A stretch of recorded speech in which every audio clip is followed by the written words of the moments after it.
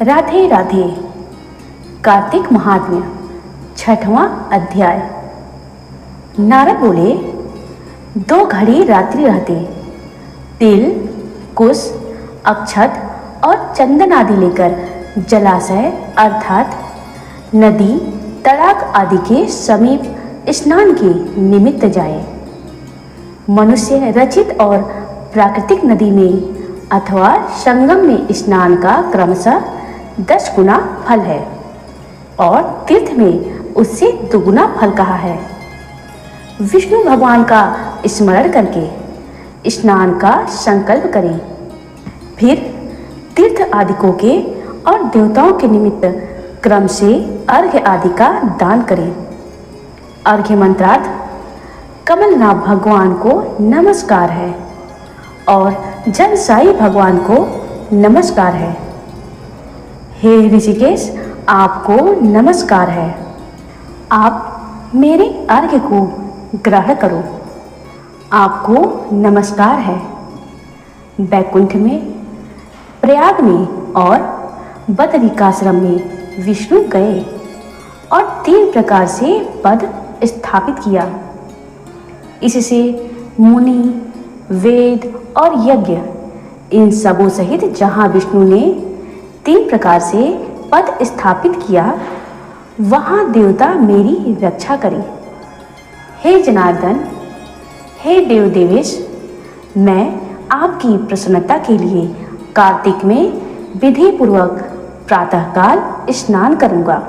देवेश भगवान को ध्यान और नमस्कार करके मैं इस जल में स्नान करने को उद्यत हूँ। हे दामोदर, आपकी कृपा से मेरा पाप नष्ट हो। अर्घ्य मंत्र। हे हरे, कार्तिक महीने में विधि पूर्वक नहाया हुआ मैं व्रती हूँ, अतएव मेरे दिए हुए अर्घ्य को राधा सहित आप ग्रहण कीजिए। हे हिरण्यकशिपु का वध करने वाले, कार्तिक के महीने में नित्य तथा नैमित्तिक कर्म में मेरे दिए अर्घ्य को आप ग्रहण कीजिए। व्रती पुरुष गंगा, विष्णु, शिव तथा सूर्य का स्मरण करके जल में प्रवेश करें, फिर नाभि पर्यंत जल में स्थित हो विधि पूर्वक स्नान करें। गृहस्थ तिल और आंवले का चूर्ण लगाकर स्नान करें और विधवा स्त्री तथा सन्यासियों को तुलसी की जड़ की मिट्टी लगा के स्नान करना विहित है। सप्तमी, अमावस, नवमी, दूज, दशमी और तेरस इन तिथियों में आंवले और तिल को लगा के स्नान न करें। पहले जल स्नान, बाद में मंत्रों से स्नान करें। स्त्री और शूद्रों को वेदोक्त मंत्रों से स्नान नहीं करने को कहा है। वे पुराण के मंत्रों से स्नान करें। स्नान के मंत्र। भक्तों को आनंद देने वाले, जो भगवान देवताओं के कार्य के निमित्त रूप धारण किए थे, सब पापों को नष्ट करने वाले, वे भगवान कृपा करके मुझे पवित्र करें।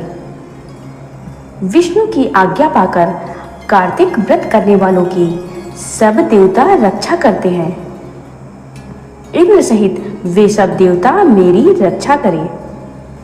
बीज, रहस्य और यज्ञ सहित वेद मंत्र और देवताओं समेत कश्यप आदि मुनि मुझे पवित्र करें। गंगा आदि सब नदियाँ और तीर्थ तथा जल के देने वाले 7 समुद्रों समेत नदी और जलाशय मुझे पवित्र करें। अदिति आदि पतिव्रता, यक्ष, सिद्ध, सर्प और तीनों लोकों की औषधि और पर्वत मेरी रक्षा करें।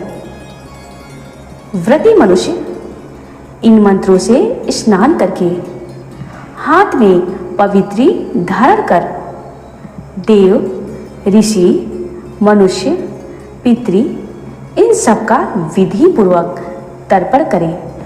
कार्तिक मास में पितरों के तर्पण में जितने तिल रहते हैं उतने ही वर्ष तक पितर स्वर्ग में निवास करते हैं। तदनंतर व्रती मनुष्य जल से बाहर निकले और शुद्ध वस्त्र धारण कर प्रातः काल में कहे हुए कर्म को समाप्त कर हरि का पूजन करे। तीर्थों और देवताओं का स्मरण कर भक्ति में तत्पर मन से चंदन फूलों से युक्त अर्घ्य दान करें। मंत्रार्थ व्रती और कार्तिक मास में विधि पूर्वक नहाया हुआ जो मैं हूँ सो मेरे दिए हुए अर्घ्य को हे हरि राधा सहित आप ग्रहण करें। तदनंतर चंदन फूल तथा पानी से वेद पाठी ब्राह्मणों की भक्ति पूर्वक पूजा कर बारंबार नमस्कार करें। ब्राह्मणों के दाहिने चरण में तीर्थवास करते हैं और वेद उनके मुख में स्थित है और सब अंगों में देवता वास करते हैं।